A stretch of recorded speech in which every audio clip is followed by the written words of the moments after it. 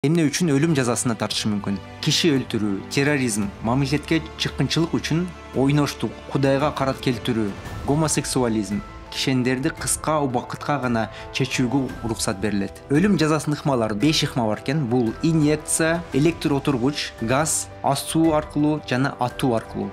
Соттолгондор жада калса өздөрү тандаса болот экен. Мындайча айтканда, өлүм жазасын алып салсак деле кылмыштар көбөйбөйт дейт.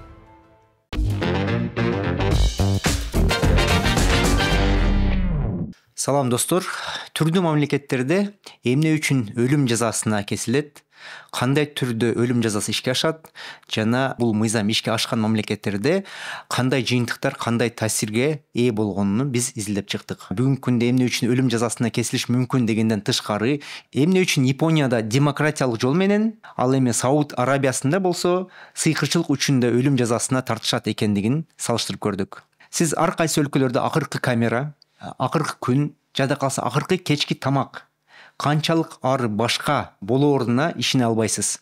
Сиздер менен Нурлан Мирзаматов, анда эмесе баштадык.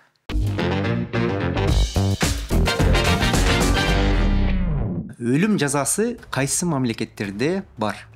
Amnesty уюмунун 2024-жылдын аягындагы маалыматы боюнча, дүйнөдө кеминде 1518 өлүм жазасы аткарылган.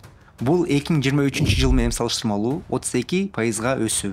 Мамлекеттердин 70%дан ашыгы өлүм жазасын мыйзам же иш жүзүндө жокко чыгарышкан. Мисалы, Европанын көптөгөн өлкөлөрү, Канада, Австралия, Латин Америкасынын бир бөлүгү өлүм жазасы жок. Ошентсе да 55-60ка жакын өлкөдө аны дагы деле мыйзамдуу түрдө өлүм жазасын сактап келишет жана колдонушат. Бул мыйзамды колдонгон мамлекеттер бул Кытай, Иран, Сауд Арабиясы, ошол эле Белоруссия бизге жакын мамлекеттерден. АКШда абал эки ача. 25-27ге жакын штат дагы деле өлүм жазасына жол берет. Бирок кээ бирлеринде мораторий иштейт. Мамлекеттерде эмне үчүн өлүм жазасына тартышы мүмкүн? АКШда, мисалы, өлүм жазасы өзгөчө оор кылмыштар, анын ичинде киши өлтүрүү, терроризм, мамлекетке чыккынчылык үчүн колдонулат. Японияда өлүм өкүмүн чыгарууда кылмыштын мотиви, мүнөзү, өкүнүүсү жана кесепеттеринин оордугу эске алынат.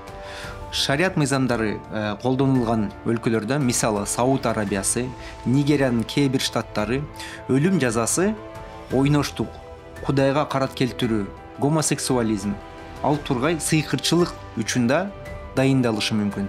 Түндүк Кореяда мыйзамдар өтө бүдөмүк, оор кылмыш административдик жана саясий бузууларды камтыган кеңири чөйрөнү камтышы мүмкүн. Өлүм жазасына кесилгендердин камерасындагы шарттар. АКШда өлүм жазасы менен соттолгондор көбүнчө суткасына 23 саат жалгыз камераларда кармалат. Баарлашуу жана жолугушууларга чектөөлөр менен. Японияда камералар жалгыз, кичинекей аянтта, камеранын бардык элементтери тегеректелген бурчтары менен, крандардын иштөө убактысына чектөөлөр жана минималдуу ыңгайлуулуктар менен уюштурулган. Анда эмесе Индия жана Вьетнамда шарттар өтө катаал, узак жалгыздыкта, абдан ысык бөлмөдө жана баарлашууга чектөө менен шарттар уюштурулган экен. Ошол эле Вьетнамда соттолгондор кишенделиши мүмкүн. Кишендерди кыска убакытка гана чечүүгө уруксат берилет. 2025-жылы Вьетнам бир катар кылмыштарга, мисалы, коррупция, экономикалык кылмыштар сыяктуу өлүм жазасын жокко чыгарды. Өлүм жазасын күтүү ошол эле АКШда. Өкүм менен аткаруунун ортосундагы орточо мөөнөт 22 жыл. BJS боюнча 2023-жылдагы аягындагы көрсөткүч.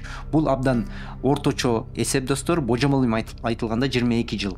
Японияда кээ бир учурларда соттолгондорго өлүм жазасы аткарылаардан бир нече саат мурун эле айтылат. Же ошол эле күнү кабар берилет. Бул укук коргоочулардын сынына кабылган практика. Ошол эле Кытайда өкүм бекитилгенден кийин аткаруу орточо, бул мындайча айтканда өлүм жазасы бекитилгенден ишке ашканга чейин 55 күн, божомол менен 50 күн убакыт алат экен. божолмом айтып кеттим достор. Бул көптөгөн башка өлкөлөргө караганда бир топ тезирээк. Ошол эле АКШ менен салыштырмалуу. АКШда 22 жыл болсо, Кытайда 50 күндө эле өлүм жазасы чечим алынгандан кийин ишке ашып калат экен. Беларуста өлүм жазасы дагы деле мыйзамдуу жана 24-25 жылдары өкүмдөр жана аткаруулар катталууда. Мындайча айтканда, дагы деле өлүм жазасы ишке ашып жаткандыгын көрсөтүп жатат. Акыркы кечки тамак. АКШда кээ бир штаттарда соттолгондорго акыркы кечки тамак берилген. Алкогольсуз жана тамекисиз баа чектөөсү менен ишке ашат экен. Бирок 2001 жылы Техас бул практиканы жокко чыгарган. Анткени бир соттолгон банкетке буйртма берип, аны жегенден баш тарткан. Мындайча айтканда, чоң банкетке калоосун билдириптир дагы, өзү акыры тамак жебейм деп коюптур. Тамактардын мисалдары: Джон Уэйн Гейси деген соттолгон бир чака KFC, картошка, креветка жана кола айткан экен. Виктор Фегер, бул 2-3 өзгөчө бир мисал достор. Виктор Фегер бир зайтун сөөгүнөн дарак өсөт деп үмүттөнгөн экен. Азияда көбүнчө акыркы кечки тамак чектелген. Индонезияда соттолгондорго пицца же KFC берилиши мүмкүн экен. Абдан кызыктуу көрсөткүч. KFC өзгөчө бир орун алат экен. Ушундай чечим болгон мамлекеттерде Малайзияда стандарттуу топтом күрүч, эт, суусундуктар. Тайванда кээде өлүм алдында бир бөтөлкө ликерге уруксат беришет экен. Өзгөчө учурлар достор. Көптөгөн өлкөлөрдө кош бойлуу аялдарга өлүм жазасы колдонулбайт экен. Өкүм өмүр бою эркинен ажыратууга алмаштырылышы мүмкүн. Мисалы, Вьетнамда 2025 жылдан кийин реформалардын негизинде экономикалык кылмыштар үчүн соттолгон аялдар өлүм жазасына тартылбайт экен. Ал эми Араб Эмираттарында өлүм жазасынан кутулууга болот экен. Жабырлануучунун үй бүлөсүнө компенсация төлөп. Ошондой эле индиялык бир ишкер бир жолу $100,000 төлөп өлүм жазасынан кутулган экен. Дагы бир өзгөчөлүктөр достор, АКШнын кээ бир штаттарында жана кээ бир башка мамлекеттерде акыл эси артта калгандарга же белгилүү бир жаштан жогору адамдарга өлүм жазасына колдонбогон өзгөртүүлөр киргизилген экен. Өлүм жазасынын ыкмалары достор. АКШда мисалы 5 ыкма бар экен. Бул инъекция, электр отургуч, газ бөлмөсү, ас суу аркылуу жана атуу аркылуу. АКШда соттолгондор жада калса өздөрү тандаса болот экен. Бул кээ бир штаттарда окшойт. Япония жана Түштүк Кореяда негизги ыкма асуу. Японияда аткарууда бир нече күзөтүүчүлөр баскычтарды баскан процедура көп колдонулат. Бул кайсы күзөтчү өлүм жазасын ишке аткарганын белгисиз калтыруу үчүн колдонулган ыкма экен. Кытайда болсо достор, өлүмгө алып келүүчү инъекция же башына ок атуу менен ишке ашырылат экен бул мыйзам. Ошол эле Кытайда кээде мобилдик өлүм автобустары колдонулат экен. Анда өлүм жазасы сыртка чыгып аткарылат. Тайванда болсо атуу практикасы бар экен жана ал өлүм жазасынан кийин көбүнчө жалаң акчалардын тиги дүйнөгө курмандык каттары өрттөшүү практикасы бар экен. Бул өзгөчө Тайванга таандык бир салт достор. Ошондуктан ушундай бир практика бар экен. Өзгөчө дагы жазалоочуга тыйым берилет экен. Өлүм жазасы кандай жыйынтыктарды берген?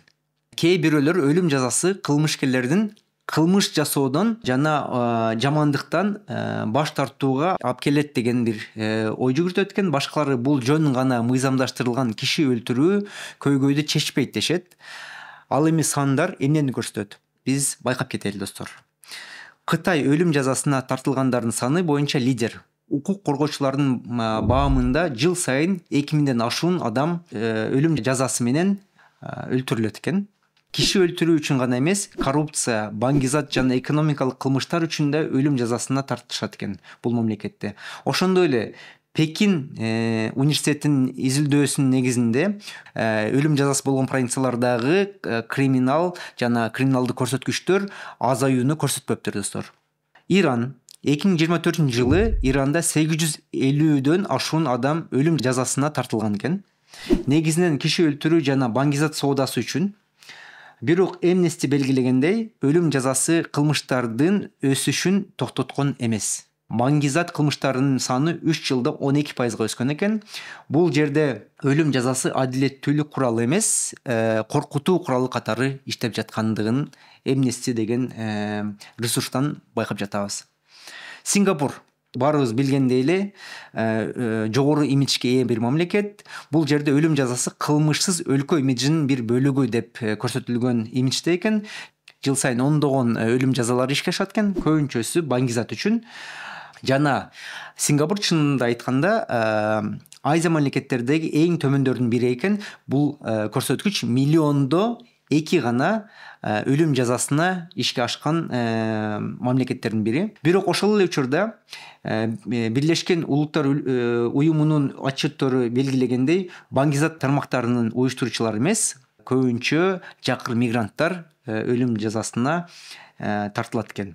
Сингапурда бул ылдый көрсөткүчтөр, криминалдык көрсөткүчтөрдүн ылдыйлыгы бул өлүм жазасынын негизинде эмес, экономикалык жана көзөмөл системасынын туура иштөөсүнүн негизинде көрсөтүлгөн жыйынтыктар экен достор.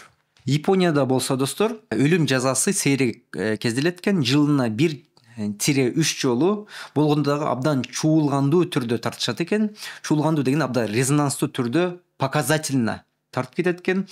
Ошол эле учурда киши өлтүрүүлөрдүн деңгээли миллионго 2, дүйнөдөгү эң төмөндөрдүн бири. Ошол эле Сингапурда дагы бул жолу менен окшош көрсөткүч. Бирок жапон криминологдору ачык айтышат. Мындайча айтканда, өлүм жазасын алып салсак деле кылмыштар көбөйбөйт дейт. Бул нерсе жөнүндө ойлонуп көрсөк болот экен. Сауд Арабиясы өлүм жазасына ачык кылыч менен аянтта тартышат экен. 2024-жылы 170-тен ашуун адам өлүм жазасы менен тартылыптыр. Бирок өлкөдөгү киши өлтүрүүлөрдүн деңгээли мурункудай эле калган. 100 миңге 0,8, мындайча айтканда миллионго 8ге жакын. Сауд Арабиясы боюнча психологдор өзгөчө бир түшүнүрмө кылып кетишиптир. Эгер жазалоо системасы адилетсиз деп кабыл алынса, өлүм коркунучу тез эле басаңдайт. Жыйынтыктар достор, өлүм жазасы кылмыштуулукту системалуу түрдө азайтпайт экен. Муну БУ-нун Amnesty уюму жана Harvard Law Review, Гарварддын мыйзамдар байкоочу журналынын маалыматтары тастайт экен. Экономикасы жана билими жакшырган өлкөлөрдө киши өлтүрүүлөрдүн деңгээли жазалар күчөтүлгөн өлкөлөргө караганда тезирээк төмөндөйт экен. Парадоксалдуу, бирок факт. Дүйнөдөгү эң коопсуз өлкөлөр бул Норвегия, Дания, Канада өлүм жазасынан такыр баш тарткан экен. Эгер сиз аягына чейин көргөн болсоңуз, лайк басып, бул видеодо кайсы факт сизди эң көп таң калтырган же болбосо кызыктырганын комментарийге жазып кетсеңиздер болот. Кийинки чыгарылыштарда көрүшкөнчө достор, бул подкаст чыгарылышы болушу мүмкүн, же болбосо ушундай спецификалык изилдөө же болбосо entertainment темасында болуп калышы мүмкүн. Кийинки чыгарылыштарда көрүшкөнчө